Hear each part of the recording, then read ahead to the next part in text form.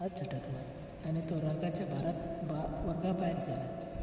त्या दिवशी ट्युशनला गेले असता सारथ्याने खोलीत दरवाजा आतून बंद केला. त्याने डोळे सुजले होते. तो रागाने ओरडू लागला, तू मला वचन दिले होतेस, मग दुसऱ्याशी लग्न का करतेस? त्याने मला बेडवर पोचले आणि खोलीची लाईट बंद केली.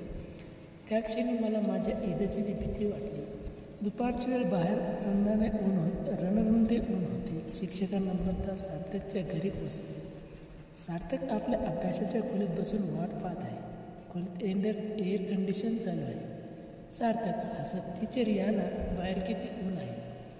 माझ्या रूममध्ये एकदम गारवा आहे, तुम्हाला फ्रेश वाटेल. अमृता हसत, हो बाहेर खूप उष्णता आहे, चल लवकर पुस्तक काढ, आज आपल्याला गणिताचे अवघड समीकरण सोडायचे आहे. सार्थक पुढचे दार लावून, टीचर आज तुम्ही खूप सुंदर दिसत आहात, हा ड्रेस तुम्हाला खूप छान दिसतो.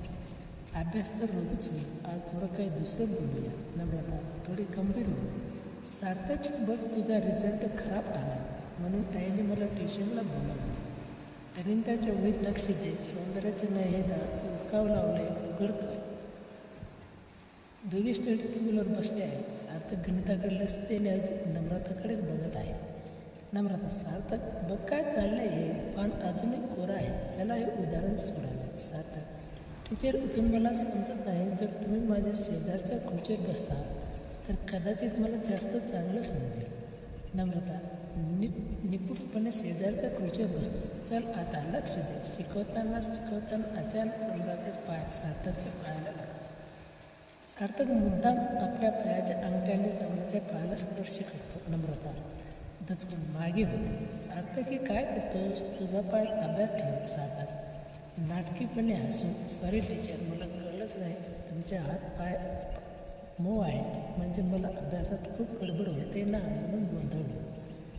सार्थक अभ्यासात प्रगती करू लागले आणि त्याला परीक्षेत फर्स्ट क्लास नंबर मिळाला. नम्रता त्याला बक्षीस म्हणून एक घड्याळ घेऊन येते. टीचरनं खूप मेहनत केली, तुम्ही वचन दिलं होताना फर्स्ट क्लास मिळाला तर मी जे मागेन ते द्याल. नम्रता, हो बोल, तुला काय हवं? Cycle, mobile. सार्थक डोळ्यात बघून, मला तुम्ही हवं आहे, माझ्याशी लग्न करल. नम्रता मोठ्याने हसते. सार्थक, तू अजून किती लहान आहेस हे तुला कळतंय का? मी तुझ्यापेक्षा किती मोठी आहे हे बघ. तू जेव्हा तू मोठा होशील, जबाबदार होशील, तेव्हा बघू, आता फक्त अभ्यासात लक्ष दे. काही दिवसांनी नम्रताच्या वडिलांची तब्येत बिघडते. वडिलांच्या मित्राच्या मुलगा महेश त्याच्या भेटायला येतो. तो एके नोकरी करणारा संस्कृत तरुण होते. वडील नम्रतेने सुरक्षित भविष्यात त्या लग्न महेश ठरवतात. नम्रता मनातल्या मनात, माझे वडील किती लाचार आहे, त्यांनी महेशकडे माझा हात मागितला. महेश पण किती चांगला आहे, त्याने लगेच होकार दिला.